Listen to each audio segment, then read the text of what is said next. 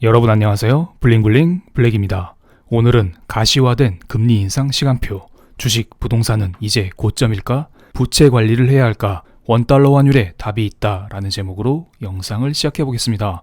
최근에 글로벌리 금리 인상이 이슈입니다. 이것은 지난 영상에서 설명드렸던 내용인데 아주 간단히만 볼게요. 최근에 미국에서 테이퍼링 이야기가 나오면서 달러가 점점 강세로 전환되고 있습니다. 그리고 미국 경기가 회복이 되면서 금리도 앞으로 상승할 수 있다, 이런 이야기 또한 나오고 있고요. 그래서 신흥국에서 미국으로 자금 유출이 일어나고 있습니다. 게다가 여기에 신흥국들 역시 물가 상승, 경기 회복 신호도 나오고 있기 때문에 자국 화폐의 가치를 높여서, 즉 금리를 높여서 달러 유출 방지, 물가 안정, 이런 것을 꾀할 때가 되지 않았나, 이런 생각을 하고 있습니다. 그래서 많은 신흥국들의 금리 인상이 있었는데요. 이런 흐름 속에 많은 사람들이 도대체 한국은 언제 금리 인상하냐, 너네가 금리 인상 안 하고 100일 수 있냐, 이러한 의견들을 내놨습니다. 한국의 기준금리는 지금 0.5%입니다. 팬데믹 때 0.5%로 금리를 내린 이후에 1년 넘게 이 금리를 유지하고 있습니다. 한국은행 이주열 총재도 금리 인상을 하긴 해야 된다, 이런 말만 있었을 뿐 딱히 정확한 시점을 언급하진 않았습니다. 그런데 올해 6월 24일 연내라는 단어를 썼습니다. 연내 금리 인상이 필요하다고 했습니다. 그래서 많은 사람들이 이제 진짜 금리 인상하겠구나, 이런 생각을 했던 것도 사실입니다. 금리 인상은 보통 금통위에서 결정이 되죠. 최근 금통위는 5월 달에 한 번 있었고 7월 15일 며칠 전에 한 번 있었습니다. 아시겠지만 5월달, 7월달 모두 금리를 동결했습니다. 그럼 이제 금리 인상 끝난 거 아니야? 이런 생각을 하실 수도 있겠지만은 금통위에서 발표되는 성명서를 우리는 잘 봐야 됩니다. 여기에서 앞으로 일어날 수 있는 금리 인상에 대한 힌트가 나오기 때문이죠. 성명서가 요약된 레포트를 아주 간단히만 살펴볼게요. 왼쪽이 5월달이고 오른쪽이 7월달 성명서입니다. 대내 환경 부분을 체크해 보겠습니다. 5월달에는 이런 말을 했습니다. 한국 경제는 회복세가 강화될 것으로 보인다고 했습니다. 그런데 7월 달에 코로나 위기가 한 번 더 터졌죠. 그래서 이런 말이 나왔습니다. 코로나 재확산으로 일시적으로 주춤하겠으나 추경 집행 등으로 다시 회복 흐름을 이어갈 것으로 보인다고 했네요. 즉, 코로나는 이제 악재가 아니다. 코로나 악재는 일시적이고 혹시 코로나가 심각해질지라도 추경이 있기 때문에 우리는 괜찮다, 이런 의견을 냈습니다. 이번에는 물가 측면을 보겠습니다. 5월 달에는 앞으로 물가를 이렇게 전망을 했었네요. 소비자 물가 상승률은 1%대 후반, 근원 인플레이션은 1% 초반을 전망했습니다. 그런데 7월 달에는 이러한 물가 전망치를 대폭 상향 조정했습니다. 소비자 물가 상승률을 2% 초중반으로 잡았고 근원 인플레이션을 1%대 중반으로 대폭 높였습니다. 그만큼 한국의 물가 상승률이 높다, 한국 경제가 좋아지고 있다, 금리 인상이 필요하다, 이런 것을 알 수가 있겠네요. 그리고 금리 결정에 대해서 이런 말을 했었네요. 5월 달에는 코로나의 전개 및 주요국의 경기 상황 등을 점검하는 한편 자산 시장의 자금 쏠림, 가계부채 증가 등 금융 불균형 누적에 보다 유의할 것이라고 했습니다. 그런데 이번에는 이런 말을 했습니다. 앞서 말씀드린 것들을 면밀히 점검하면서 완화 정도의 조정 여부를 판단해 나갈 것이라고 했습니다. 즉, 앞으로 금리 인상을 언제 할지 기회만 엿보고 있다, 이런 말을 한 것으로 보입니다. 좀 더 자세한 것은 이주열 총재의 인터뷰를 통해서 살펴보겠습니다. 다음 회의 시부터는 통화정책 완화 정도의 조정이 적절한지 아닌지를 이제부터는 좀 논의하고 검토할 시점이 되지 않았나. 그래서 많은 사람들이 앞으로 금리를 10월 달에 한 번 올리고 내년도 상반기에 한 번 올린다, 이러한 의견을 내놓고 있습니다. 그런데 다가올 8월달 금통위에서 혹시나 금리를 올리게 된다면 올해 8월달 그리고 11월달 이런 식으로 두 차례 금리를 올리지 않을까, 이러한 소수 의견도 나오고 있는 상태입니다. 이것은 한국의 코로나 확산 정도 그리고 글로벌리 금리 인상을 체크해야 되겠죠.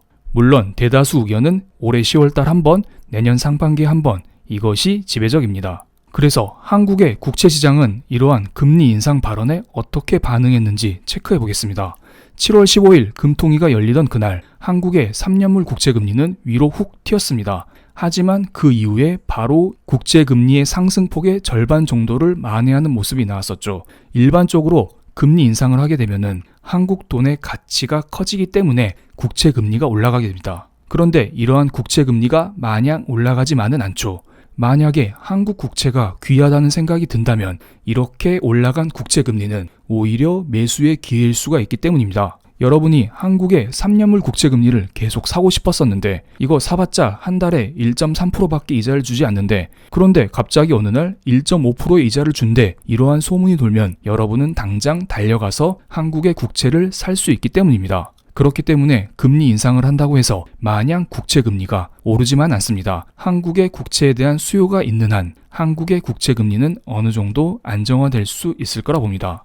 그런데 확실한 것은 금리 인상은 결국 국채금리 상승을 좀 더 지배적으로 유도하긴 하겠죠. 그래서 한국은행도 국채금리 상황을 보면서 잽을 날릴 것으로 보입니다. 실제로 국채금리가 너무 튀어버리면 한국은행 입장에서도 금리 인상하는 것을 두려워할 수밖에 없습니다. 국채금리는 곧 실질금리이기 때문입니다. 이러한 국채금리가 금리 인상하기 전에 선제적으로 너무 오르면 경제 타격이 불가피하기 때문입니다. 그리고 국채금리에 비례해서 한국이란 나라도 투자자들에게 이자를 납부하게 되어 있습니다. 그래서 이러한 국채금리 상승은 가계, 정부, 기업 모두에게 부담으로 작용할 수밖에 없을 거라 봅니다.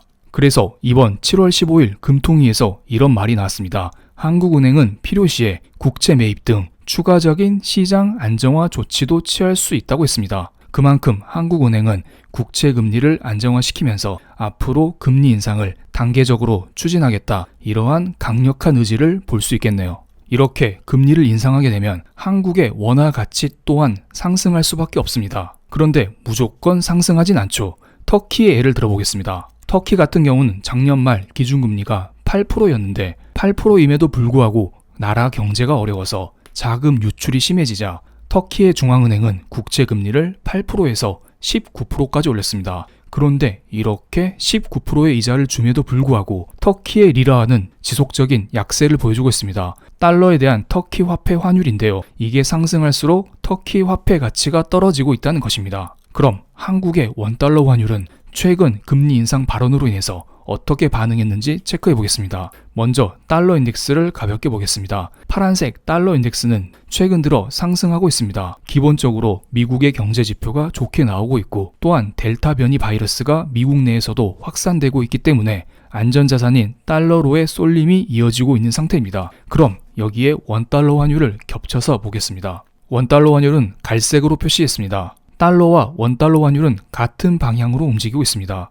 원달러 환율이 상승한다는 것은 그만큼 달러의 가치 상승, 원화 약세를 의미하는 것입니다. 이렇게 긴 기간을 보면 큰 의미가 없죠. 그래서 저는 최근 한 달간 차트만 자세히 보겠습니다. 한 달간 차트를 볼게요. 최근 들어 파란색 달러 인덱스는 지속적으로 상승하고 있는 반면 금통위가 열린 날부터 한국의 원화 가치는 지속적으로 강세를 보이는 것을 알 수가 있습니다. 즉, 달러 강세에도 불구하고 한국은 금리 인상 때문에 금리 인상에 대한 기대감 혹은 두려움, 이것들 때문에 원화가 달러에 비해 강세를 보이고 있다, 이렇게 진단을 드릴 수가 있겠네요. 실제로 한국의 주식시장에서도 이런 원화 강세에 반응을 하고 있는데요. 왼쪽은 코스피 수급, 오른쪽은 코스닥 수급입니다. 외국인 매도만 보겠습니다. 단위는 억입니다. 최근 들어 달러 강세가 지속되고 있기 때문에 외국인 매도가 심한 것은 사실입니다. 그런데 요 며칠간 흐름을 보겠습니다. 외국인은 한국 증시에 2,600억, 1,000억 이런 식으로 순유입이 되고 있고, 코스닥은 더욱더 강한 유입이 일어나고 있습니다.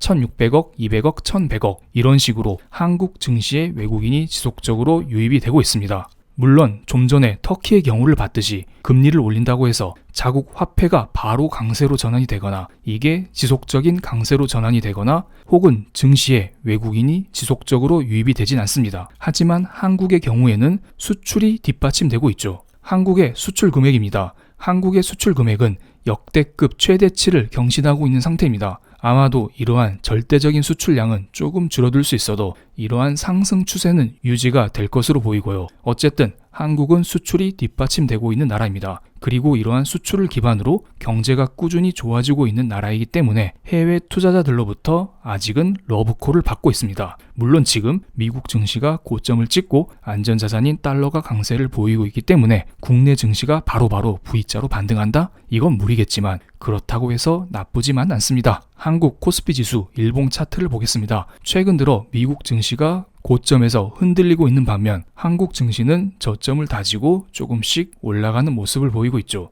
그만큼 한국 증시가 상대적으로 선방하고 있다. 원화 강세 속에 외국인이 주가 방어를 해주고 있다. 이런 의견을 드릴 수가 있습니다. 그리고 이번에는 부동산 시장을 잠깐 점검해 보겠습니다. 7월 둘째 주 전국의 아파트 가격 상승률입니다. 전체적으로 빨간색을 보이고 있죠. 지금 불장입니다. 그리고 이해를 돕기 위해서 작년 이맘때쯤 부동산 상승률을 비교해 보겠습니다. 오른쪽이 작년 이맘때쯤 상승률인데요. 작년 같은 시기에 비해서 올해는 전국적으로 좀 더 상승세가 확산되고 있다. 이런 것을 알 수가 있습니다. 물론 저는 지금 여러분께 부동산 투자를 권한다거나 이런 의견을 드리는 게 아닙니다. 저도 이렇게 부동산 가격이 계속 올라가는 것을 보면 매우 안타까운 생각이 듭니다. 하지만 여러분, 내 집 한 채는 있어야겠죠. 그리고 내 집 마련할 때에는 앞으로 기준금리가 1%, 1% 정도는 오를 수 있다. 이 생각을 하면서 대출 관리를 하시는 게 나아 보입니다. 그럼 오늘 영상 여기서 마치겠습니다. 감사합니다.